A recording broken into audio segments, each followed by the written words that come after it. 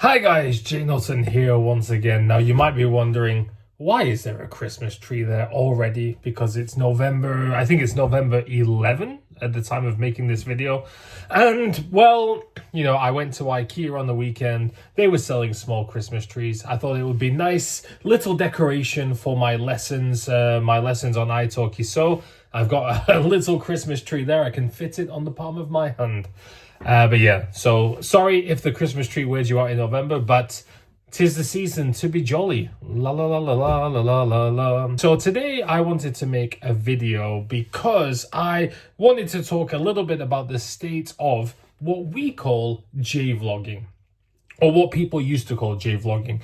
And for those who don't know, who have not really been into YouTube for very long, or at least the last decade, Jvlogging was this thing where people living in Japan would just make videos talking and walking and talking about life in Japan, things that are around. And then, to be honest, that started to die down, and now we have the more professional, the more social media, the social media-y types of videos going on in Japan. Like the YouTube videos are much more professional. You've got TikToks, you've got Instagrams, you've got all of that kind of stuff, the shorts, which are doing things to increase the popularity of Japan. But to be honest, it's kind of weird for me as somebody living in Japan to see these videos, these kind of short form content videos being made about Japan, because a lot of it I find to be quite cringy. Now, the thing is, when I was first making YouTube videos about 12 years ago, when I first came to Japan, and I deleted all those videos when my daughter was born, so I can't really go back and look at them. They were the videos that got people, not my videos, I mean all those kind of Jvlogging videos. Those are the kind of videos that got people excited to come and live in Japan. You got to listen to people talk and do real talk and see things that are really happening on the street. No fancy edits, no sponsorships, no, all of that kind of stuff, no fluff. It was just all people wanting to shoot. There was no, there was no big money on YouTube back then. So there was no, there was no incentive for money so much at that time. And I'm not like knocking people making money on YouTube now. Get paid. If you deserve to get paid, you know what I mean? But it's kind of weird for me seeing how I got interested coming to Japan, and now people getting interested coming to Japan. Sorry, I'm not very good at speaking on camera still yet. It's been a long time. But I was watching a TikTok today, which, is always dangerous for you. And I'm not going to say the name of the creators, but they are quite popular. They've got over 1 million followers on TikTok. And obviously TikTok has like the kind of like the horizontal video thumbnails on TikTok. And then it was like, I thought this hotel was AI. And again, the intro started, I thought this hotel was AI. And it shows this love hotel, and in the video they never mention that it's a love hotel, even though it's clearly a love hotel. And it's like, I thought this video was AI, I thought this hotel was AI, and this love hotel is all pink and weird and candy themed. And it was so, I don't know, I felt so cringe watching this video, because love hotels are everywhere in Japan, and living in Japan, and especially once you get more countryside, love hotels are bizarre. Like when I used to live in Gunma, there was a love hotel that was shaped like a ship, and it was called like Queen Victoria. And there was a love hotel that was shaped like a pyramid. There was a love hotel that was shaped like it was kind of like a Western bar. They're always so bizarre, and but it was so weird for them to just say this hotel in Japan and try and act like it's just a hotel you can go to and stay at. Because obviously love hotels, I can't believe I'm talking so much about love hotels, but love hotels have like specific, it's not somewhere you sleep at in the nighttime. To be honest, probably most people don't sleep there at all. It's like a 4-hour stay or a 6-hour stay or something like that. And they never introduced the name of the love hotel. They never introduce where it is. They never introduce how much it costs or any details about the hotel. the Love Hotel. They just go in, take videos of all the weird stuff and be like, oh, this crazy thing in Japan. Oh my God, I can't believe it. And it's so, of course, TikTok, the game of TikTok is just that. Make something that capture people for like 45 seconds before they move on to something else. Because if that was a long form video of, this is a love hotel in Japan, let's come look at the billboard, it's 4,000 yen for 4 hours, is that cheap or not? I don't know. I guess it doesn't work as well. But also, I kind of find it weird that you're going to introduce this thing in Japan and not even say what it is, where it is, what it called, or just even this TikTok is going to provide you with money, but you don't even give a link to what the hotel is. And there was another one, there was a sponsored one by Rosetta Stone, which, to be honest, I didn't even know Rosetta Stone still existed. Funny note, I had an acquired copy of Rosetta Stone when I was in university, and I used it a little bit before I came to Japan, and it was teaching the hair colors, the colors of hair. And for ginger people, it would say akage, which means red hair. Now, I've been living in Japan for 12 years. No one has ever said akage. They always call me kimpatsu or say my hair is gold. But when I say ginger, they're like shoga. I was like, well, this is just called ginger. So one of the only things I learned from Rosetta Stone was something that is not actually used in Japan. But in this Rosetta Stone ad, they say, we're going to go rent a dog. So they went to a dog rental place, filmed inside the dog rental place, didn't say where it was, what the name is it, how can you rent a dog as well.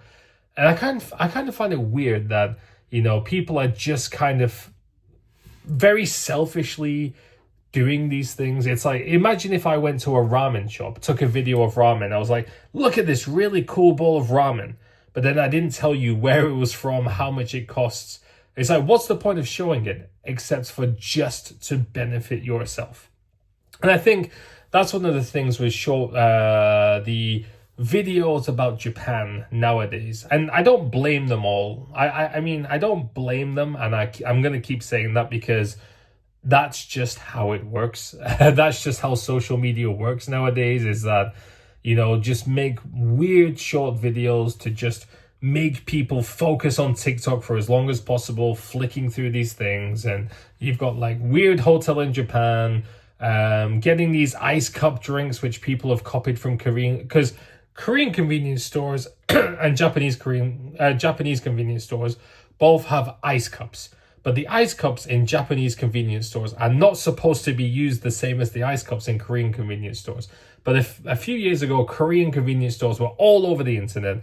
But then they started taking Japanese ice cups and using them for the same way that they used in Korean ones, even though it's supposed to be, you just take the cup and put a nice coffee in. But now they're just getting the ice cup, putting like coolish ice cream, and I've never seen anyone do anything with coolish ice cream as a Japanese person, except just eat it out of the packet. And they're putting like, an ice latte, which is supposed to be cold already, an ice latte, this coolish whip, and just making this bizarrely expensive drink for no reason whatsoever. But it's those kind of things that I see on social media nowadays that kind of winds me up, because the Japan that they are showing to the world is not the Japan that Japanese people live, or regular people like me, if you want to call me regular, actually experience in Japan. Like these Japan influencers are advertising a Japan that only tourists are going to experience. And is it really a Japanese experience if you're coming here and experiencing the weird non-Japanesey stuff that non-Japanese people are introducing to you? Does that make sense at all? Sorry, that might sound like a very weird explanation, but I hope it kind of makes sense, because when Jvloggers were the big thing, and Jvloggers were the thing on Japanese YouTube, even before Japanese people were using YouTube. Like, I don't know, like people like Hikakin, who's still one of the biggest YouTubers, he started out collabing with Jvloggers. He used to speak English in his original videos when he used to be doing the beatbox on main. Like his YouTube theme song, which he made, the YouTuber, was all featuring Jvloggers at that time, which is quite interesting when you think about it. Like some of the OG Jvloggers, like Charlotte, Chris Abroad's girlfriend or wife, she's still very much doing the same kind of thing. And I think it's really cool because if you watch Charlotte, she is showing what ordinary life is like in Japan. I mean, she might be doing really cool things that a lot of people aren't doing. Like she owns a couple of Airbnbs, I think, and, you know, helps run Chris's bar. But that's more of a real Japan that I would want to come to live in, rather than all of this TikTok crap that you see on the internet nowadays. And one of the reasons that I felt like talking about this is because I noticed a few of the OGs, people like Victor, Give Me a Flake Man, Give Me a Break Man, Hiko Simon, Unrested, were making kind of like reaction videos to other videos in Japan. And to be honest, I really like reaction videos. I think a lot of people think they're lazy and kind of low effort videos, but I really love hearing the commentary that other people have when watching a video. Because I love watching the Sidemen, which is like a UK YouTube group. And then the Sidemen's wives will do reaction videos to Sidemen videos. But I really like listening to what the wives think about what they're doing and all the behind the scenes stuff. I really like that kind of stuff. It's not, and then there's people like Moist Critical or Asmongold. Well, you know, a lot of people have different opinions about those kind of people, but just hearing commentary on different things, I find much more fulfilling than just flicking through crap on TikTok. So I really like that they're coming back and doing kind of reaction to other YouTubers to kind of give their perspectives as people with lots of experience in Japan and real experience in Japan. Like the people who make the TikTok about the Love Hotel, I don't want to hear them talk anything about life in Japan because they probably don't know what life in Japan is like, because they've got this influencer lifestyle in Tokyo, which a lot of it is probably curated just to look good.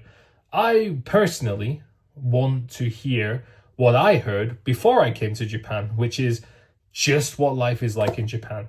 And I kind of saw the reaction videos.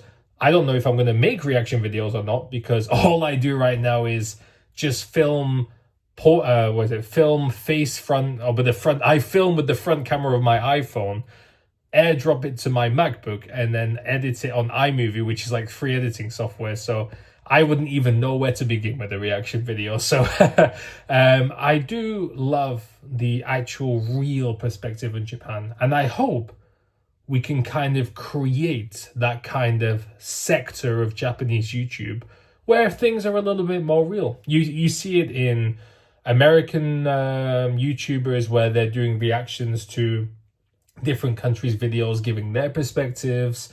I've seen a lot of videos from all different kinds of people, and hearing real people talk, I think, is something that we need more of nowadays, because I think the short form social media influencer streamer babble, I think it's kind of twisted a lot of people's perception of what life or what experience really should be.